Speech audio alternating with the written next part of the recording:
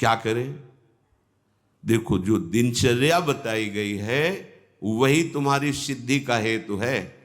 अपनी कोई भी दुराग्रह वृत्ति रख के, आग्रह वृत्ति रख करके शरणागत ना हो, खाली हो जाओ।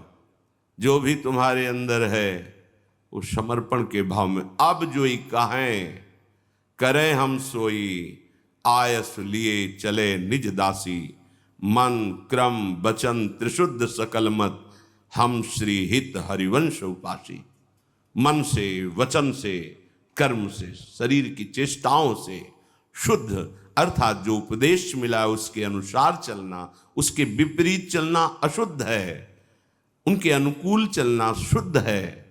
तो आदेश है, प्रातः उठे, सबसे पहले गुरुदेव भगवान को प्रणाम करके गुरु प्रदत्त नाम मंत्र का स्मरण करें।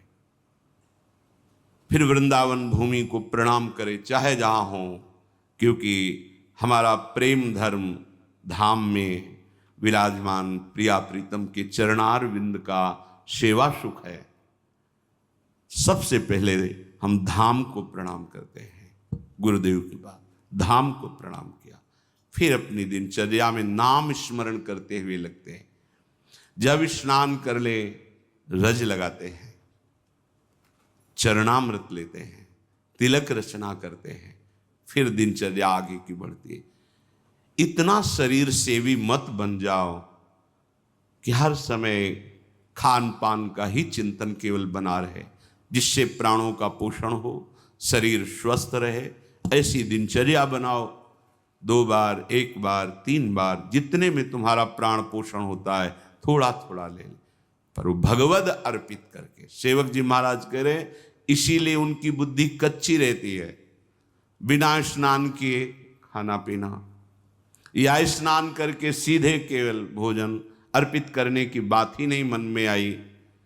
बहुत ध्यान देने योग्य, ये कच्चाई दूर हो जाएगी। अनहाई अनर्पित जाए गटकत, अगर बिना प्रभु को अर्पित किए हुए पा रहे हो तो तुम कैसे वैष्णव हो, कैसे शरणागत हो? वही तुम्हारे को बंधन में बांध देगा, अर्थात तुम्हारी बुद्धि में वही स्फुरणा होगी जो मायाकृत भोगों में आकर्षण पैदा करके तुम्हारे हृदय में तृष्णा कामना की आग लगा देगी। अगर भगवद अर्पित प्रसाद है तो इन वासनाओं को नष्ट करता है।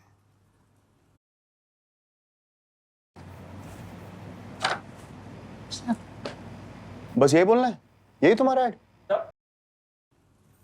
काहे को अपनी बुद्धि को भ्रष्ट करोगे? बिना भगवद अर्पित किए हुए जो भी पाया जाता है वो पाप पाया जाता है, ऐसा संतों ने कहा है, ऐसा भगवान ने भी गीता जी में कहा है।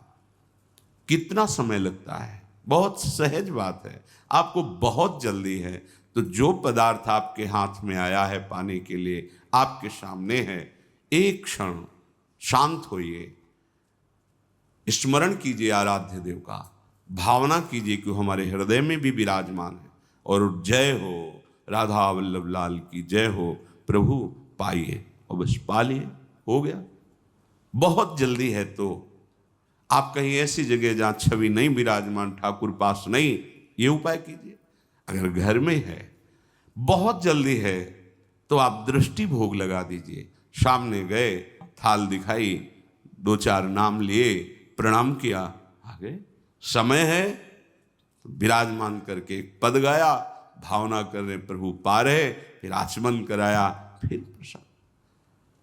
आपका जीवन भगवत समर्पित जीवन, शरणागत जीवन, फिर आप मनमानी आचरण कैसे? एक बूंद पानी भी अमनिया नहीं होना चाहिए अपनी जिह्वा में, प्रसादी ही पाना चाहिए। जल भी पाना है तो पहले लिया, राधा वल्लभ लाल की जय, अर्पित किया, फिर पिया। आस करें विषयीन के आगे, जो देखे में जोरत हाथ लटक कर। विषयी पुरुषों के आगे हाथ जोड़ते हुए, हाथ लटकाते हुए देखने को मिला। सेवक जी महाराज कह रहे, महालक्ष्मी जिनके चरणों को निरंतर सहलाती रहती हैं, चरण चापती रहती हैं, और भगवान अपने चिंतन में निमग्न रहते हैं, उधर दृष्टिपात भी नहीं करते। ऐसे प्रभु के दास कहलाकर आप अन्य विषयी पुरुषों के आगे हाथ फैलाएं, भक्त कभी ऐसा नहीं कर सकता।